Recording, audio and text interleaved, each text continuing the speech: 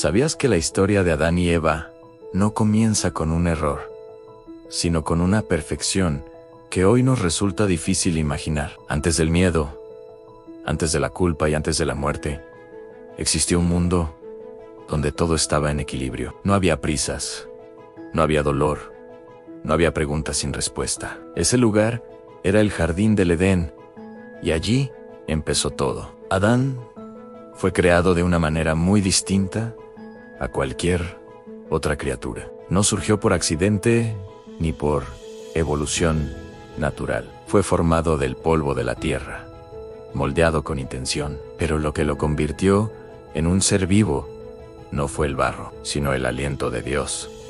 En ese instante, Adán abrió los ojos y tomó conciencia de su existencia. No despertó en un mundo hostil, sino en un hogar preparado para él. El Edén no era solo un jardín bonito, era un espacio de comunión. Adán caminaba entre árboles llenos de fruto, ríos que daban vida y animales que no temían su presencia. Trabajaba así, pero sin agotamiento. Cuidaba la creación, pero sin sufrimiento. Y sobre todo, hablaba con Dios sin barreras, sin temor, sin vergüenza. No existía la distancia entre lo divino y lo humano. Sin embargo, aún en medio de esa perfección, algo faltaba. Adán estaba rodeado de vida, pero estaba solo. Dios lo observó y declaró que no era bueno que el hombre estuviera solo. Así nació uno de los momentos más íntimos del relato. Adán cayó en un profundo sueño, y, de su costado, Dios formó a Eva. No fue creada de la tierra como Adán, sino de él, para caminar a su lado. Cuando Adán despertó y la vio, no habló con lógica, sino con asombro. Por primera vez, encontró a alguien semejante a él. Juntos vivían en total libertad. Podían comer de todos los árboles, disfrutar de todo lo creado y explorar sin miedo. Solo había una advertencia: no comer del árbol del conocimiento del bien y del mal. No porque el árbol fuera malo, sino porque representaba un límite. Era la señal de que confiar en Dios implicaba reconocer que no todo debía ser decidido por el ser humano. Con el tiempo, apareció una voz distinta. La serpiente no gritó ni amenó, simplemente sembró una duda. Cuestionó las palabras de Dios y sugirió que tal vez él estaba ocultando algo. Insinuó que desobedecer no traería muerte, sino sabiduría. La tentación no fue el fruto, sino la idea de decidir por cuenta propia que estaba bien y que estaba mal. Eva observó el árbol. El fruto era atractivo, deseable, prometía algo más. Tomó la decisión y comió. Luego se lo dio a Adán, que estaba allí, consciente de lo que hacía. Y en ese momento, sin ruido ni relámpagos, algo cambió para siempre. Sus ojos se abrieron, pero no como esperaban. En lugar de poder, sintieron vergüenza. En lugar de libertad, miedo. Por primera vez, se dieron cuenta de que estaban desnudos. Intentaron cubrirse con hojas y se escondieron. El ser humano, que antes corría hacia Dios, ahora huía de él.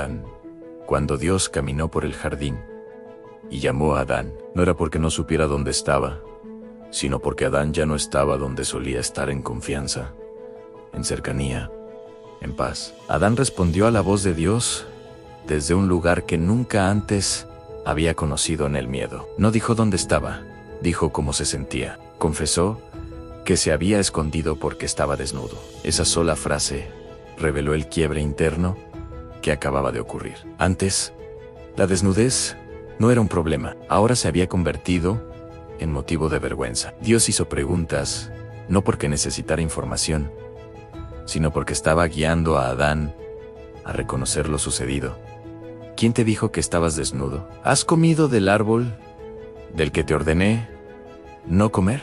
Entonces apareció otra consecuencia inesperada a la excusa.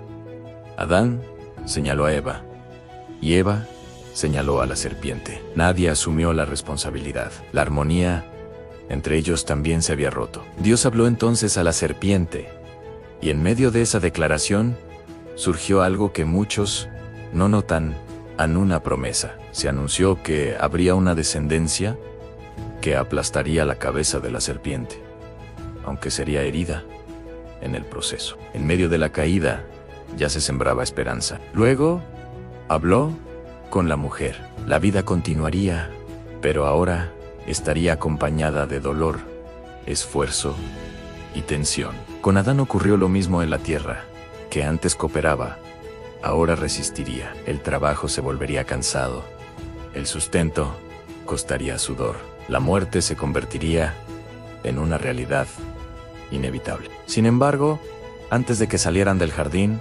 ocurrió algo profundamente significativo.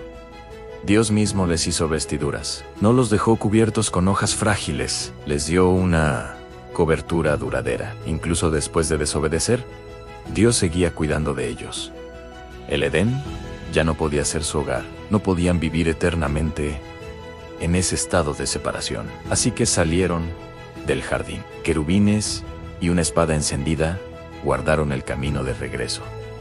El paraíso quedó atrás, pero no quedaron solos. Fuera del Edén, la vida tomó un ritmo completamente distinto. Llegó el trabajo duro, el cansancio y la incertidumbre. Con el tiempo, llegaron los hijos. La humanidad siguió adelante, demostrando que, a pesar de la caída, Dios no había cancelado su propósito. Pero el corazón humano ya estaba marcado. La envidia, el orgullo y el conflicto comenzaron a manifestarse. El recuerdo del Edén se convirtió en un anhelo profundo, una nostalgia de algo perdido, que aún hoy el ser humano intenta recuperar. Dios no dejó de hablar, no se alejó, continuó guiando, corrigiendo y llamando. La historia de Adán y Eva dejó de ser solo suya y se convirtió en la historia de todos. Cada generación heredó esa mezcla de grandeza y fragilidad. La puerta del Edén permaneció cerrada, pero el camino hacia Dios nunca desapareció. La historia avanzaba hacia algo mayor, hacia una restauración prometida. Hoy, la historia de Adán y Eva sigue siendo un espejo. Cada persona tiene su propio momento frente al árbol, su propia decisión entre confiar o huir. Y cada vez que Dios pregunta, ¿dónde estás?, no lo hace para condenar, sino para restaurar. La enseñanza es clara. Nuestras decisiones tienen consecuencias, pero ninguna caída es más grande que la gracia de Dios. El ser humano no fue creado para esconderse, sino para vivir en relación con Él en sí. Esta historia te hizo reflexionar. Te invito a seguir explorando estos relatos que han marcado a la humanidad. Suscríbete, comparte este contenido y deja tu comentario. Tal vez tu reflexión ayude a alguien más a responder la pregunta más antigua de todas: ¿dónde estás?